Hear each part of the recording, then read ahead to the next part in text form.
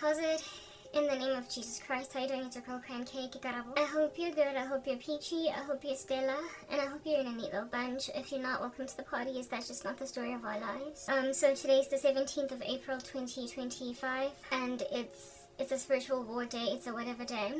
And the topic of the day, let me just put it out there, is, I suppose arrogance is a beast, but so what when you got God? I suppose arrogance is a beast, but so what when you got God? I will add it somewhere later on. I did mention that it is the 17th of April 2025, right? This here video will function also as like a little bit of an in-between, an interlude video between videos. It's not going to involve all the editing that I tend to add, because I just want to get it out there, and this is to get stuff off my chest. Okay, let me just put some caveats out there. Kindly look out for my captions. They're not always accurate. They sometimes use a small G for God, do they? Yeah, they do sometimes use a small G for God, etc. Look, I don't have time to be editing captions because I'm barely perused. So they're there, but they're not accurate. At least they get generated. I have an application that does that for me for free, so praise God. And then next thing, kindly gaze at the scripture of the day, whatever it might be. It's swinging left to right. That scripture is picked as inside a lottery, and it is based on whatever I'm talking about today, so I will think about it later on. Okay. What else? I am wearing app makeup. If it falls off and on my face, it's an application, it's not the real deal. Look, I just want to get straight into the point. Okay. I believe I've set out as many caveats as I possibly can. It is presently 21:54, so I'm only starting to chit-chatter right now because it just makes better sense for me to chit-chatter at a certain time, because then it's not so hot and it's also relatively still and calm in the atmosphere and the periphery. Listen, okay, yo,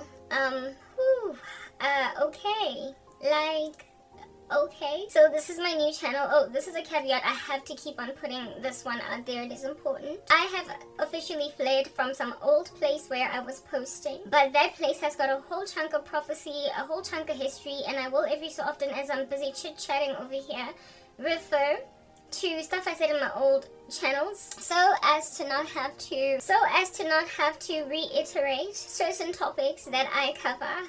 Certain things that I have already spoken, I must necessarily lead you. If you want context as to my entire spiritual war, to my old channels, but like really you have only one link. There were 5. 2 got deleted for no reason, so there are now 3. 1 is animated, the other one is exactly the same as the one that you have the link below in the description box. There is a link in the description box below of channels, of my old channel. I also had a bright spark idea the other day when I was uploading my first ever video on these new channels, to basically use, what do you call these things? What do they call them? Like end screens. Yeah, to utilize end screens to basically lead you to my old channel. So if you're because I'm like severely persecuted by some miscreants I hate to have to use plurals, okay? By some miscreant, literally just a single terminology, a single word. I said one little crazy woman that is being paid bribes from here to Timbuktu by a band of miscreants belonging to the occult. They've kept her in a dumb job just for no other reason, for no other purpose, but to fulfill these missions against innocent content creators. So this miscreant sitting at YouTube every so often has seen it fit to just fluff her peacock feathers of indiscretion and remove my advanced features. Sometimes she acts on instruction from her head honcho bosses with whom she is also sleeping. But sometimes she just goes out on a limb in her own capacity and just makes a decision that, I don't like you for today, so I'm gonna take away your advanced features. So sometimes I get stuff just disappearing from my channel, like my advanced features. When I don't have advanced features verified, right, my links below are not clickable. That's one of the issues. I also can't monetize, blah, blah. There's just like a whole bunch of things that you can't do when you don't have advanced features. You can't upload as many thumbnails as you would desire. So with these restrictions that I tend to have as a result of thumbnail issues, not thumbnail, but advanced features issues. As a result of these advanced features issues, y'all can click on my links. That's the main thing that I'm actually trying to refer to. So the other day I got a bright sparky idea, seeing as people, when they have to scoop up a whole highlighted URL and then plonk it into a search box, it's taxing, it's too onerous, it could be boring for them so they don't do it. Yeah, it's easier to just click on a clickable link. Then that way you just get redirected to the website wherever you want to be, right? But if you can't click on a link, some people find it laborious to have to go through the whole, process of meandering about this graphical user interface that is the internet machine in order to find yourself where you want to be using 10 steps versus 1. So I came up with a bright spark idea, given that there are 10 steps as opposed to 1. With the last video out of the series of videos that I tend to upload, how I've got like 1 part, 2 parts, 3 parts, 5-part series, 7-part series. I can have many parts per session of chit-chatter, communicate. That's what's good, okay? I can have many parts. So the last part, where I basically link in the end screen, I choose whichever video I want you guys to watch, whatever recommended video, either a previous video or a video that's up and coming, I don't know. And so it's going to be later on available. I made a decision to choose a video from one of the videos, if anything, not one of, the lattermost, the uppermost, the last pretty much video that I posted, the last series that I posted in my old channels, so as to give you somewhere to click. So these randos, there's always a work around them, okay? A place where it is that you can click on a link instead of have to go the 10-step process of highlighting one, copying it, and then pasting it in a search box. You can still click. If at all, I put it in an end screen. So my old channel, I have at the end of each series the recommended video. I will put right next to the one that I also want you to watch from the present channels that you are inside. I will also put another end screen to lead you to the very last video that I posted, the last series in my old channel. That'll then redirect you to my old channel via just one click, right? And then you can go there at your leisure and watch the content there, because it's also very relevant. But yeah, I know this was a very long caveat. I'm very long-winding, I can be. But I promise you next time I'm not going to give that whole long story. I will always have, as my final video in these channels, a link to my old content, so that you will always have it there, even if this miscreant at YouTube decides to take away my advanced features. Little harlot. Anyway, whatever.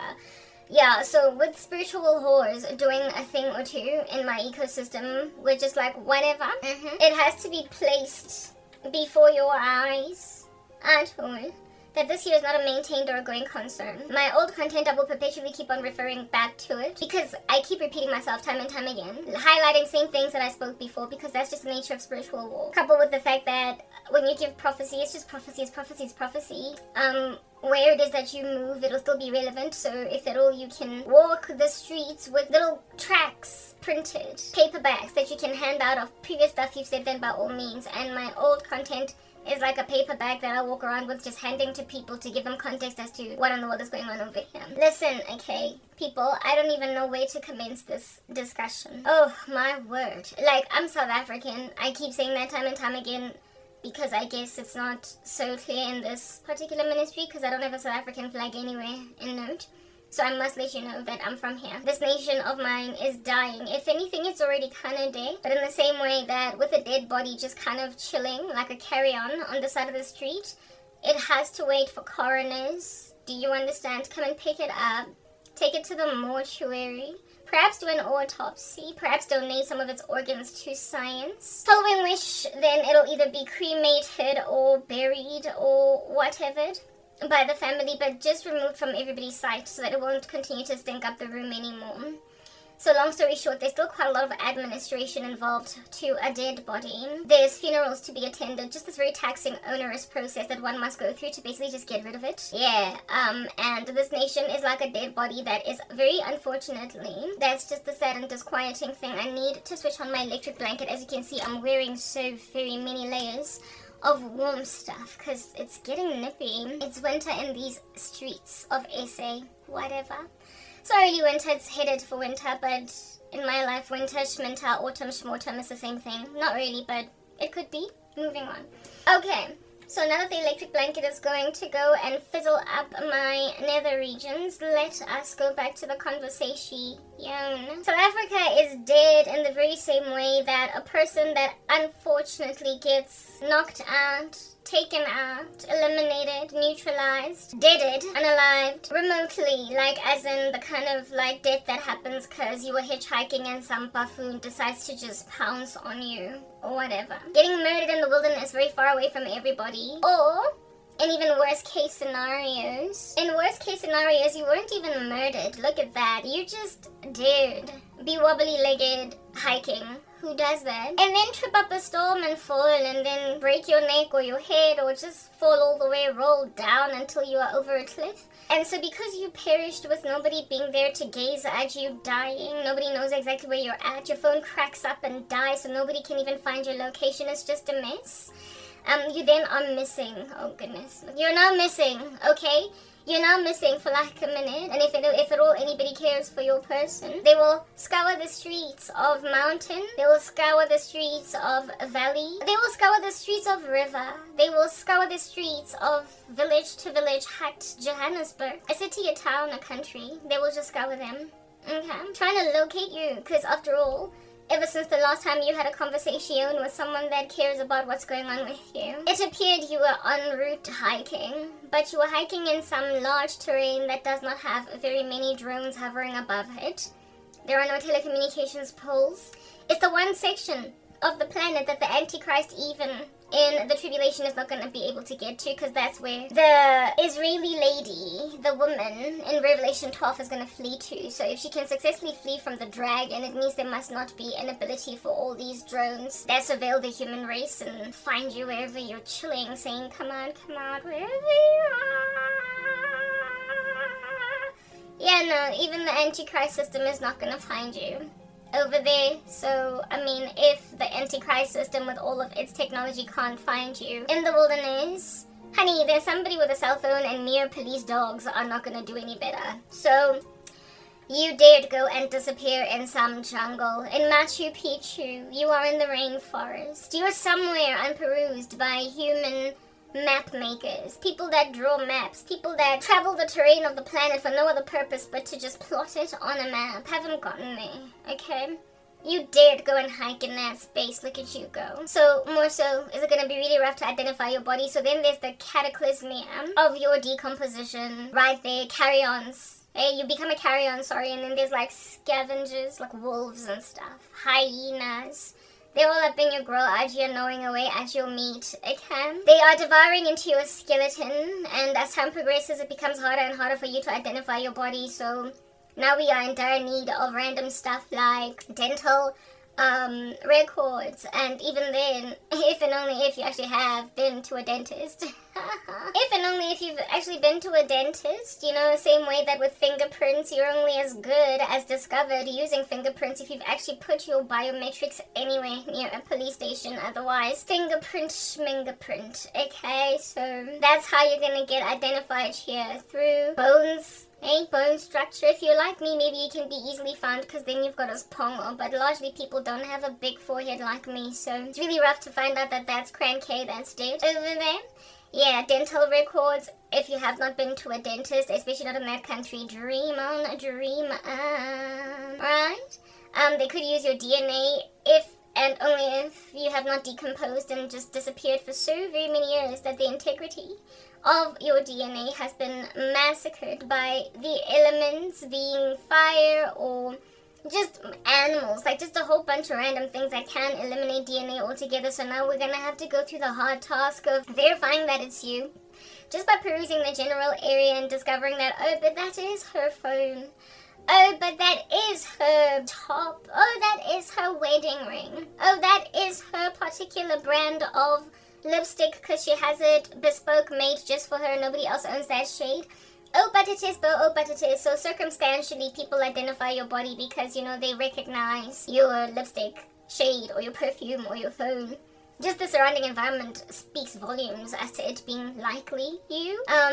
Yeah, there's that whole process, like, dare you die in the wilderness, like what? That could be your issue. So your funeral doesn't happen for a minute. People in, like, you know, the streets of your road, in your hood, hope you're not dead, so you may or may not have a memorial service done for you. Those that are hanging on for dear life that you could be recovered might even linger a year or 2 years before they either do a memorial service, or in the instance of people throwing in the towel, they just going right ahead to do a memorial service without confirming that you're actually dead or whatever. Long story short, there's quite an onerous process to death, especially if you pass away in like some crazy dingy joint where it's very rough for people to find your body, and even if they find it, identify it. Alright, South Africa, this nation that I live in. Yeah, now that we've gone on to linger about that laborious description of dead bodies and putrefying in the wilderness eaten by hyena scavengers. Hyenas. This nation is like a carry-on that way. Okay, it's already dead.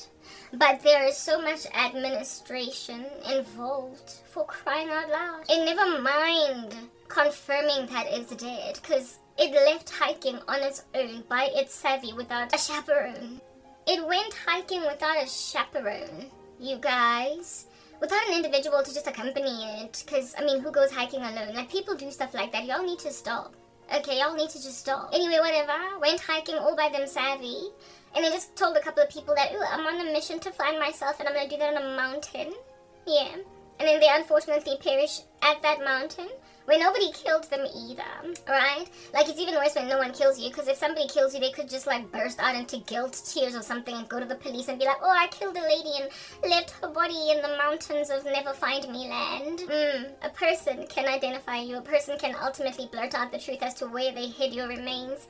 But dare you pass away because you tripped. Look at you be wobbly-legged in the bush. And then, like, your skull is cracked and you're out here being dead with your kids still thinking you're coming home. And then you don't, of course, come home, right? Unless, like, you're weird or zombie or something. Largely, you don't come back home. This nation is like a hiker that has perished because they were wobbly-legged and they tripped. There isn't even somebody out here with a guilty conscience prepared to be like, I did it, I wish I didn't, and now it's eating me alive, I can't sleep at night, I'm like Lady Macbeth, I keep on washing my hands from the blood of the king, I'm so guilty, I'm gonna kill myself because I'm so guilty. There is no individual shepherd by a guilty conscience, there's just you and your body before a holy God that is aware as to where you're at, but literally don't nobody else know. This nation that is Mzansi Afrika descent is dead like that irresponsible hiking lady that decided to go and find herself on a mountaintop and then she tripped. It's been dead for a very long frigging time. For a minute. But ain't nobody aware that that's a thing. However, you know, the stench of potential death ruminating in the sky tends to happen upon individuals ever so immediately. So this lady Machika could totally go to the mountain hike, right? On some said day in September. Hike. And if she doesn't come home after 24 hours, 24 is like a very long time, frankly. It's just kind of like 6 hours. If she's not back home before the sun sets type establishment thing, especially if she said she would come back home by a certain time, there will already be a fear just kind of coursing through the veins of her family, her friends, her etc. that something might have given over there. Something might have not gone down proper over there. There is a suspicion, feeling of foreboding, if you will, that is coursing through the veins of fam and friends. They're concerned, essentially very, very worried, deeply, richly perturbed by the prospect of this individual's unsafe state. They're clearly not safe, so let's not make any jokes about the contrary. They're not safe, okay? Yeah, very well. So herein lies 6 hours progressing, herein lies 7, and then 20 hours, and then 24. The police be arching on some look. She's a grown woman, alright? And so because she's grown, you're gonna have to wait 48 hours, and then with, like, you know, biting your fingernails, you decide to go and form a search party yourselves because the popo be taking too long. You know something is wrong because this person generally tends to let everybody know what's going on with them because they're one of those annoying social media people that will status update everything they do, and this person has not said a single status update in like 7 hours. It's so long. It's just so crazy long. And so because 7 hours has progressed with no new update as to what extra thing they did each new minute, this relatively busy social media content creator individual generally does, yeah, of course, his own friends, family members, her own friends, family members, their own friends, family members, the whole caucus that they have, their entourage, will be the first to look for them while the popo will pass them shade, because they're like the South African police, out here flicking their hair and saying, this country is not my son, like Michael Jackson singing Billie Jean, full of denial that they're not actually doing anything for the country. Let's just move on from the South African police.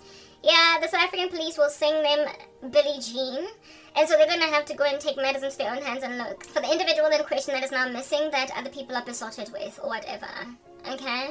Yeah, very well. So, long story short, what I'm trying to get at is that South Africa is dead, and the stench of its potential death, the prospect of it truly being dead, has been suspected literally from the first hour it started to evidence that it was dead, when it was gone for like 7 hours from social media, when it had not posted a status update after 5 minutes.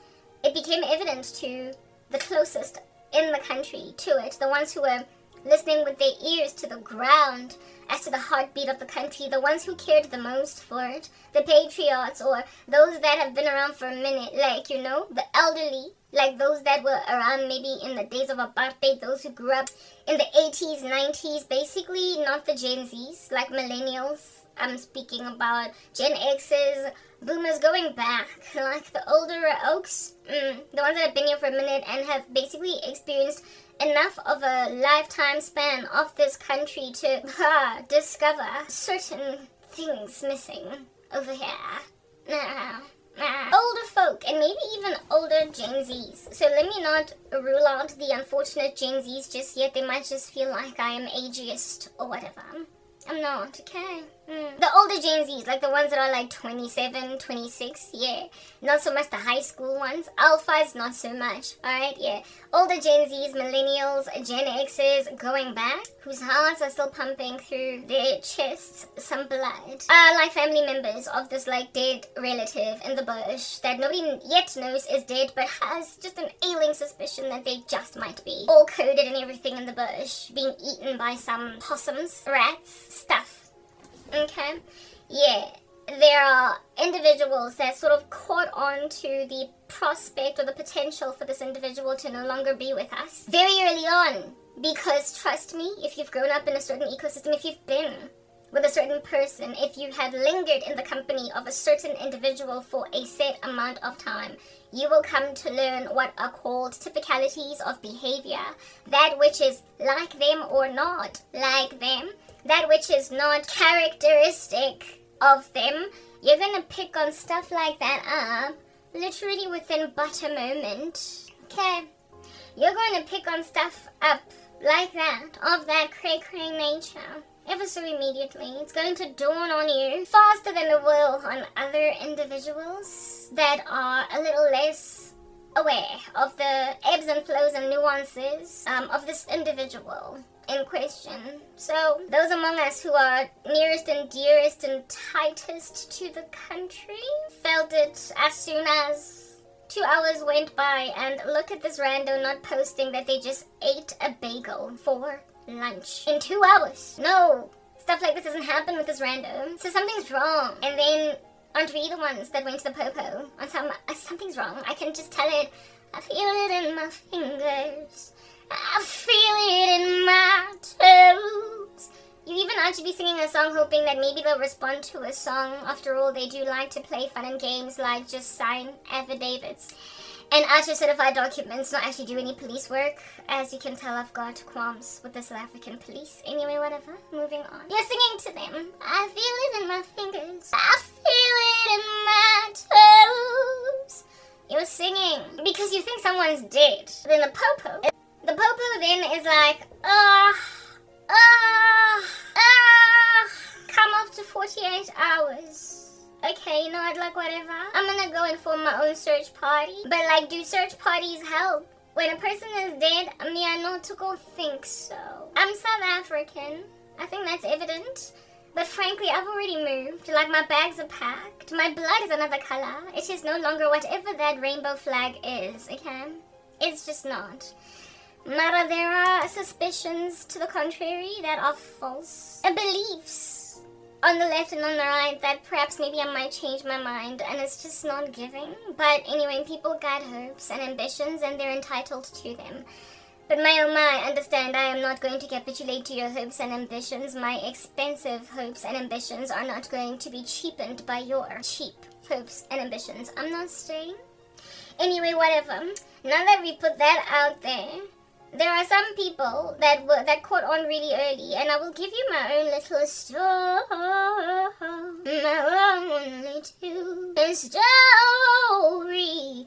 Because Jesus has a thing about giving me stories in the middle of conversation that I never thought I would share, but then they like just pop up into my understanding, because that's how Jesus would have me share relatability in this regard. I got my own story to tell. Am I boring you? I do apologize. I am distracted because I am doing very many things at the same time.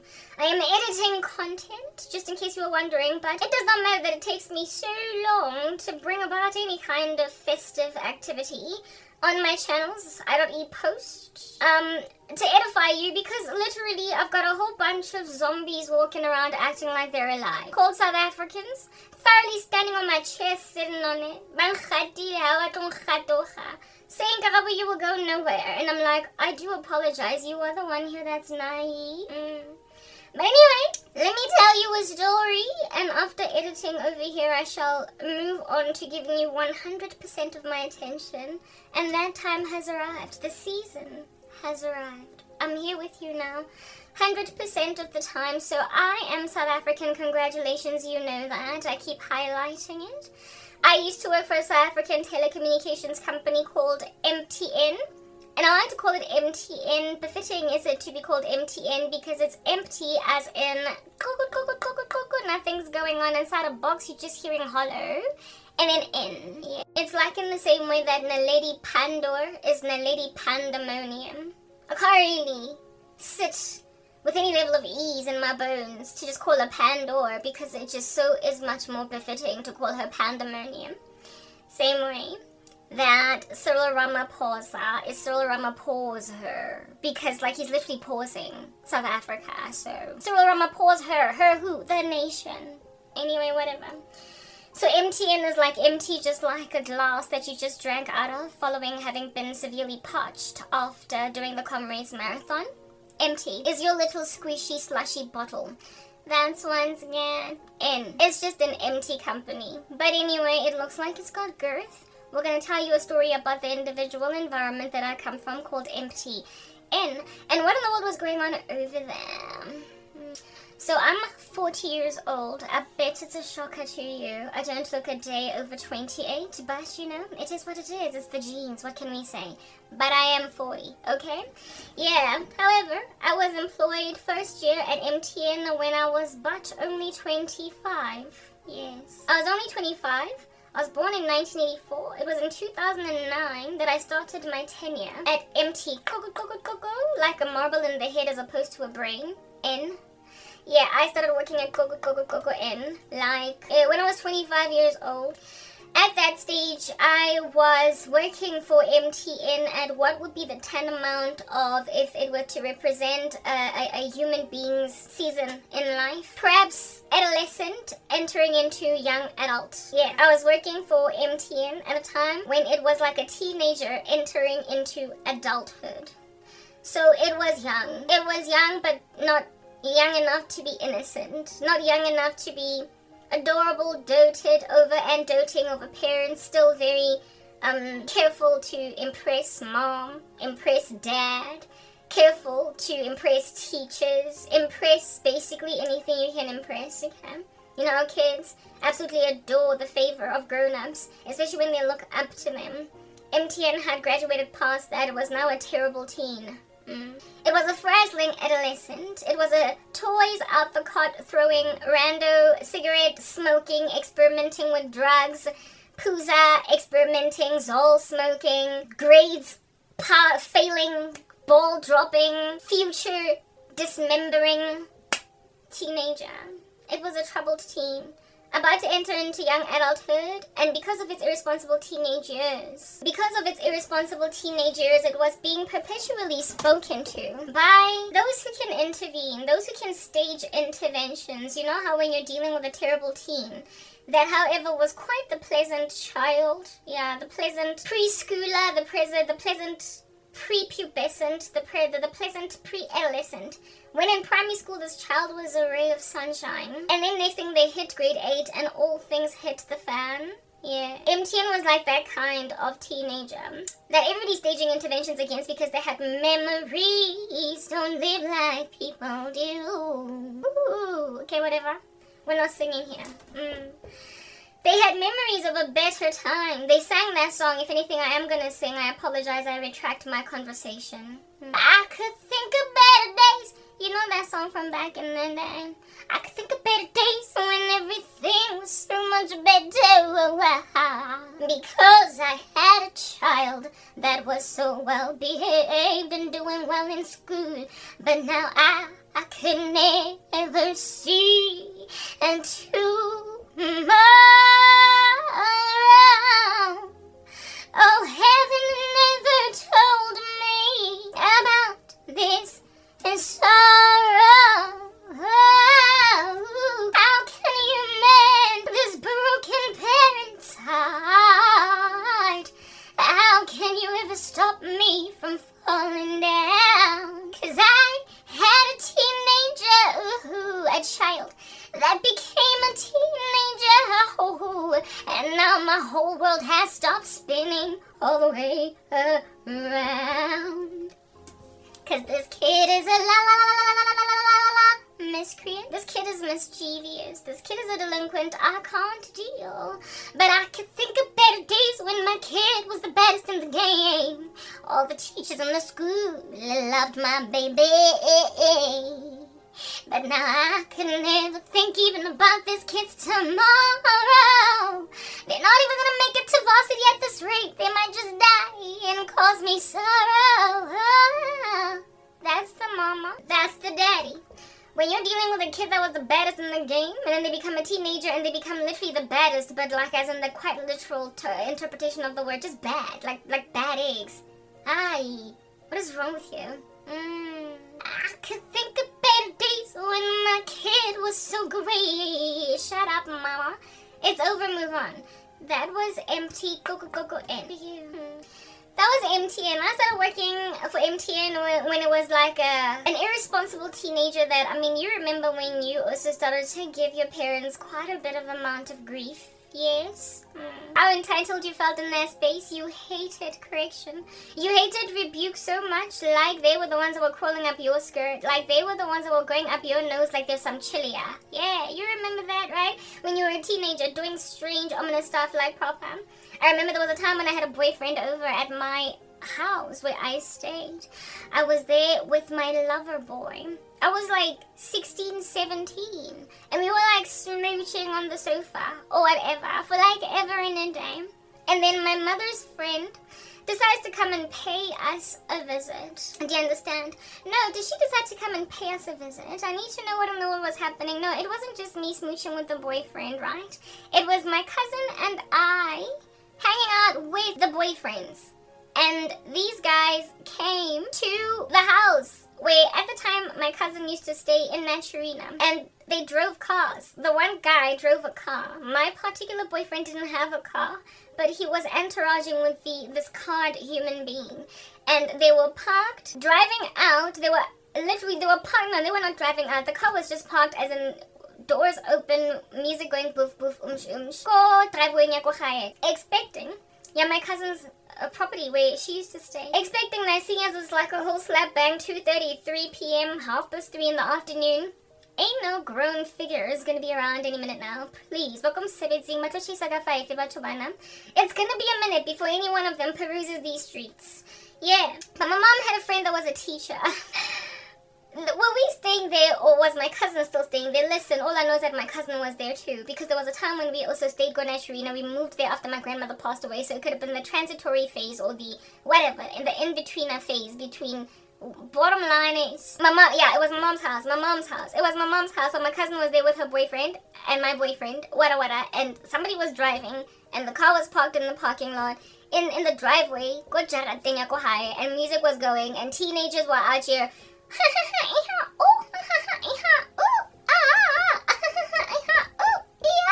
just dancing, doing whatever, just being teenagers, thinking that we're entitled to our fun and to our butcher, okay?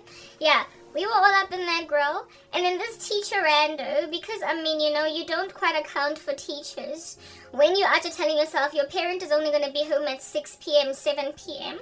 After all, teachers knock off like us. Look at that. Hey? My mother had a friend that was a teacher that lived in the south, Naturine is in the south of Johannesburg, but she lived in Winchester Hills. And for some strange reason, don't nobody know what that reason is, she made a decision to just come and see my mom on a weekday at like 3:30 because she was like done with work. Being a teacher, she gets out same time as us, maybe stays a little bit 1 hour extra after school ends, but largely teachers' hours are our hours. They don't work as ridiculously as people in 9 to 5s, except maybe marking scripts and dealing with miscreant children after school. For the better majority, they're home very early. And this teacher lady decides to drive to Naturina from Winchester. She used to teach a school, however, in Soweto. So I think she was just doing a detour through Naturina en route Winchester. Decides to like stop at my mom's house. I think she wanted to drop off something at my mom's house, trusting her friend's house, my mom's house, which was her friend, trusting that Karabo was gonna be home. So I'll drop this thing off with Karabo. Here is this teacher then arriving. I see her vehicle. I see her car. I know it from a mile away. I know her vehicle. I had seen her car. She had the same car for like a minute. And she'd known my mom since we were living in Winchester Hills, which was when I was in primary school. This lady had still been driving that gangster, like red Toyota, pretty much since. So when I saw it coming, I was like, ain't no other red Toyota like that woman's red Toyota. That's her. And she drives while this car of these boyfriends is just right there parked. I panic. And I'm like, yo, that's my mom's friends. Y'all move. Y'all gotta go. That's my mom's friend. This guy decides to start his car and sort of kind of scoot and move out. And then parks on the side over there. But then my mom's friend stops, right? And gets out the car, right? Has a conversation with me, scanning me up and down with a visible irritation on her face. Says whatever she needs to say. Drops off whatever she wants to drop off. And then just goes in her car. Doesn't even come in the house. She was visibly annoyed, very clearly. Like, visibly annoyed, very clearly. Yeah, but anyway, she just left. She didn't yell at me. She felt like it wasn't her place. After all, she wasn't my parent. And I thought it ended right there. Lo and behold, my mom comes home late on in the night, okay, eventually. And the first thing she does, you know how parents be, right? When they come back home yelling at you. They don't wait to close the door. They don't wait to ask you, so what in the world happened? Like, this woman could still be in the driveway. She could still be in the walkway headed to the door. And she'll already be yelling, screaming. She'll already be telling you where to get off. Wait to this, wait to that. Yeah, my mom basically just started screaming before she could even fully unlock the door to open it, to therefore locate me sitting in the lounge watching TV. She just assumed maybe she had special powers, like, you know, when you can see through walls, like you're a mutant or whatever. You can tell that somebody's sitting on the lounge, even though the door's like closed. It's wood. It's like thick, it's opaque. You're not gonna see through that. But she was yelling at me before she could open the door, before she could unlock it, before she could therefore discover that she rightly was speaking to someone that could hear her clearly, because she was obviously in the lounge. Yeah, she didn't wait to locate me in the lounge, see me with her own 2 eyes, with her x-ray vision. She must have known that I was sitting there. Because she started yelling before the door was open. Parents be like, Bajwa, they will yell at you before they even open the door. They will yell at you while they're still in their car. And you will strangely hear everything. And you will strangely also be targeted by those voice notes like it's WhatsApp. Wherever you're sitting, you will hear it. You will hear it. You will hear it. Because their acoustics of their voice literally follow you wherever you're sitting. If you're in the bedroom, they land in the bedroom. If you're sitting on the toilet seat, they will land in the bathroom. If you're sitting in the kitchen, yeah, and they're still in the car. That's how they yell at you, from inside the car, from behind a wooden door. They find you. So my mom starts yelling. During the day, and I'm like, whoa, yeah, the irritation, the annoyance. Oh my goodness, the annoyance. The way that I felt like that woman who told on us, that snitch that I felt needed a stitch. Yeah, I felt like she had just infringed on my fundamental rights to be whoever I want to be in that particular capacity. I felt like she was the one that was entirely wrong to tell on me, on us, on my cousin and everybody. I felt like the yelling of my mom was some kind of abuse of sorts, and that she was in no position to be a parent. Because why are you yelling at me? Do you not discover within your bones that this here is the kind of stuff that can get people put in jail? You feel like she deserves to be bombed on the spot, while you deserve to be pampered, comforted by this whole entire South Africa for having a most ridiculous parent with a most ridiculous nosy friend whose business it is not to actually be getting all up in your nosy hairs of a teenager. Like, yeah, I received that rebuke from my mom. Like, she was wrong. Like, she needed to be arrested by some kind of irresponsibility police. And like, I was right. And literally, I never graduated past that belief until I got like older. I never graduated past the belief that I wasn't right, standing with the powers of the universe. Because at the time I wasn't godly. Yeah. I never ever graduated past believing that I was wrong until I guess, grew up and I became a young adult. And I realized that was kind of messed up. I was wrong. Nikijola. And if at all a grown person finds us rejola, parked, parking lot thing with music boof and boys out here littering our mother's houses during the day, I deserve every ounce of rebuke that I can get. Thankfully, I never got beaten down or whatever, no belt, no child being given the rod, but I certainly was spoken to like I am just the scum of the earth, because that's exactly what I was.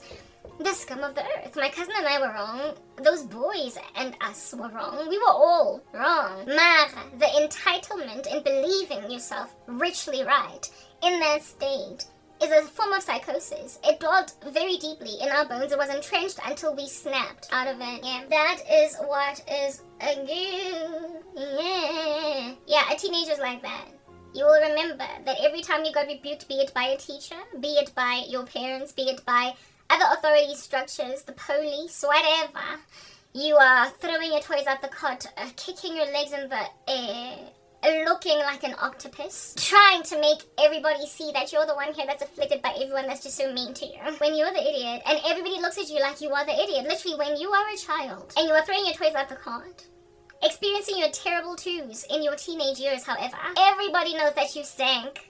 Everybody knows that you're wrong, except your belief that everybody ought realize that your mother or your father or whatever authority figure is trying to tell you where to get off is at your mercy, and they are frankly 5 seconds away from a heart attack because you're daft, because you're the crazy in the room. You're the one here that needs to be dealt a bad blow, and yet you are looking at everybody around even as you're getting rebuked by your loud-mouthed mom. Like, look at what she's doing to me. You need that done to you. You do realize that you're the idiot, right? Yeah, but when you're a kid, everybody's wrong except you. There is just a crazy a sense of entitlement in teenagers, in kids, in people that don't have ill discipline driven out of them. It's written in God's word that in the heart of a child dwells a great deal of folly, but the rod of discipline drives it away from him. Look, I'm editing, so my attention is going to be scattered. It will be divided. But I will ultimately recover myself to you once I have found my bearings. Look at that, I found them. I found my bearings. Let us congratulate me. This thing, Liberty, I fell on within like 2 seconds. I'm sorry, I'm not doing it, okay? Except I am doing it. Like, angazi anyway, whatever. There's a battery operating thingy. Shh, 1 second. I'm sorry, I'm doing edits at the same time. Yeah, teenagers are that way. You will remember how you used to be, and then when you look back, you're like, oh, what was I doing? That is if you live to tell the story. Quite unfortunately, some teenagers don't quite make it past the point of being so irresponsible. It's written in God's word that in the heart of a child dwells a great deal of folly, but the rod of discipline drives it away from him. The rod of discipline drives it away from him. So when you rebuke and you discipline a kid, they come out right on the other side. They're like a nicely baked good that you kept in the oven under all that heat for a good enough amount of time to have like a soft, cushy, moist cookie on the other side. They get baked by being told where to get off. Do you understand? That's a child for you. There's a lot of folly that dwells therein because we are, as human beings, born dead in trespasses and sins. In sins did our parents conceive us. There is none of us who does good, no, not one. All of us have sinned and fallen short of the glory of God. Even our most righteous works are like filthy rags. We are born slaves to the sin nature, so we can only ever do that which is utterly depraved, meaning that if you have not been trained by society to essentially exercise self-control over your depravity, you will be entitled. When you are trained, when you are rebuked, when you are told that something is wrong, absent of that rod of discipline driving that total depravity out of you, you're just going to become a delinquent. You're just going to become one of those crazy, unmanageable children, okay? Bouncing off the walls, out here, wreaking a grand deal amount of havoc. You'll be bouncing all over the walls and throwing yourselves out the cart, all over the show like a balloon that's just lost air. You're gonna be like that if somebody does not out here nip you in the bud with training, reproof, instruction, rebuke, and especially the rod. You're got to be trapat. Do you understand? It is important. But it's 2025 and kids aren't being trapat anymore now, are they? And that's why we've got this for a street. That's why we've got this for a country. That's why we've got this for a situation. Ain't nobody out there trapating kids, and so now they look like whatever your Gen Alphas are doing. Anyway, whatever. So let us move on right ahead to then communicate the veracity, or to conclude it, the veracity in this building argument space that I'm in right now. Let us conclude it. The veracity of the fact that absent of growing up after being trapped enough times, either by a physical rod or by some responsible authority figures, you're just gonna turn out to be quite the putrid adult later on. Therefore, the teenage years are a trudging. They are a heaving through for parents. Not all of them, thank God, for those parents who got easy kids. They're just so light on the feet. Yeah, but you know, there's those parents that have got those horrible kids that, after they register for university, suddenly stuff just starts coming back in again. They start shaping up again. They you know, it's like, I thought this like kid was gonna die at the age of 17, but look at them thoroughly matriculate. Look at them pass first, second, third year. Look at them get an internship, and look at them actually go to work every day and actually, you know, pitch. You know how you had to whip a kid to go to school every single day? But look at him actually pitching, setting his own alarm, and going to work, and actually staying there. Like he's staying. Look, guys, look at that. I'm not touching it. It's just stay. He's staying. I used to have to do that to him when he was in high school, so he could sit down in a chair and study. Now he's just staying. It's a miracle to see how the Lord succeeds to show you that when you rebuke, discipline a teenager, a kid, they stay later on in their own capacity. They don't gotta be moved. They just stay like Bobby. Sit! They just sit! Yeah, Mara, you first have to go through 15, 16, 14, 13. You first have to go through 18 and a half, 19, sometimes if they're still in your house, before they like sit on their own accord. Because it just gets exhausting to just be this balloon that's lost air flying around all over the room, right? Eventually people want to be responsible, they want to start their own careers, and then they also then start to become, listen to this, hey, how the hypocrites get manufactured. Yeah, they then start to be the ones to rebuke their 13-year-old brother now that he's 21. They now start to be the one to stage the intervention against their 15-year-old cousin now that he's 25. Dude, that was you at some point. And then what does he do? What does she do? She then starts to listen to this. When I was your age. Get out of the room with that. Hey, they start to use their own experiences on some, I did what you are now currently doing, and this is how it smacked me silly upside the head. I guess it is imperative for all of us to learn these lessons, isn't it? Yeah, anyway. This here discussion is not so much about children as it is about MTN, because it was like a terrible teenager. Still suffering from the terrible tubes, but like as a teenager. What? It was in its not in infancy. It was at the time of me joining it in its adolescent, entering into its teenage state, and not chronologically. It wasn't exactly as in teenage years old as a company, but it had the embodiment of a teenager because it was a young company. All right, its heart and soul was a teenager, but it wasn't the easygoing teenager that's always at youth group, singing in the choir, keeping their virginity. It was a kid that sleeps with all the boys and brings home a pregnancy. That's in the world under heaven. What's going on with MTN?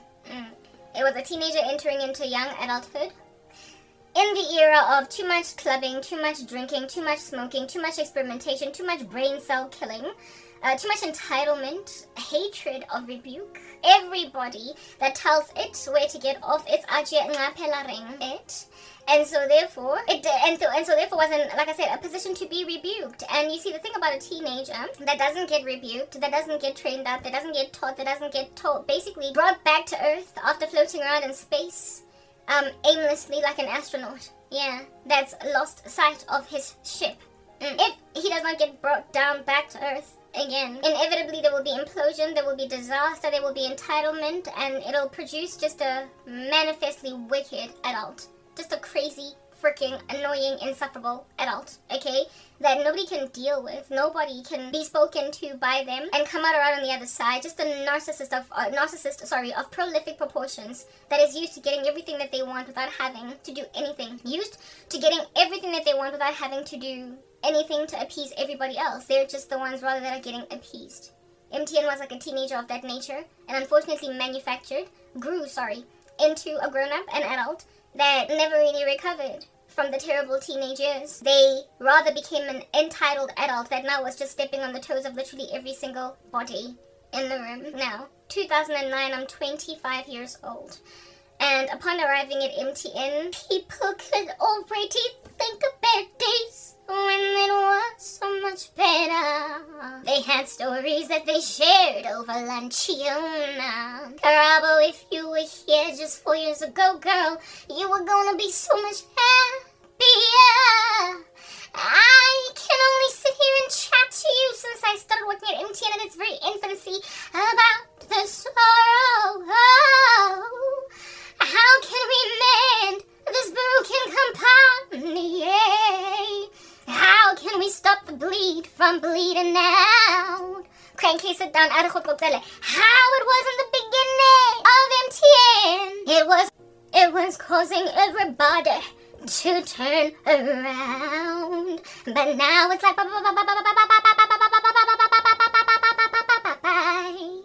long story short, MTN at the time when I started working there was still doing relatively well, and it was being patted on the shoulder of, it was employee of choice. Many years in a row, it had done really well. In the prepaid space, it had pretty much taken over all the markets of South Africa. It was killing me. Its bottom lines were like a BBL. MTN's bottom lines were like a BBL, fat in there like no man's business. Okay, it was just burgeoning. But it was already on a downward trajectory. It was on a downward spiral. People who, it had out of all the companies that I ever worked for, alright, it had the highest staff turnover. I had worked for Nedbank, I had worked for Teleshow Group Services, I had worked for Gijimam, I had worked for Liberty Life / Standard Bank. Yeah, I had worked for corporates before, and I had never seen so much staff joy, first and foremost, so employee satisfaction, right next to employee longevity. Like, it was the first company that I ever worked for where young people, as in young like me, I was just 25, had been there for like 5 years or since matric, or they graduated, got an internship in the company, and have been there ever since. And the guy's like 33, the guy's like 35, like people who, I mean, usually young people, especially in the new South Africa, in the new millennium, la la la la. But instead of it being millennium, it was the new South Africa, with all the apparent opportunity, not apparent, it was real opportunities at some point, with all the opportunities that the country had, burgeoning. Black youth are just killing it, kicking it, guayguayaring in corporate South Africa. Yeah, many black youth in particular, many previously disadvantaged youth, like Indians, coloreds, blacks, and of course whites too, pretty much the young professionals of the country. They played musical chairs with their careers, y'all. They were like, you know that instrumental on TikTok of a person walking away, after 2 years, a person be like on some ding ding ding go. I'm moving to Standard Bank. After 6 months, ding ding ding go. I'm moving to ABSA. Ding ding ding 6 months go. I'm moving to Vodacom. People were just changing jobs. If you were my age and you were sticking around in a company for 3 years, people would look at you like creasing their foreheads on some. Are you high? Like, are they keeping you there like bring back lost lover? Is that I see what it is. Like, how you gonna stay in a company when there are so many opportunities out there?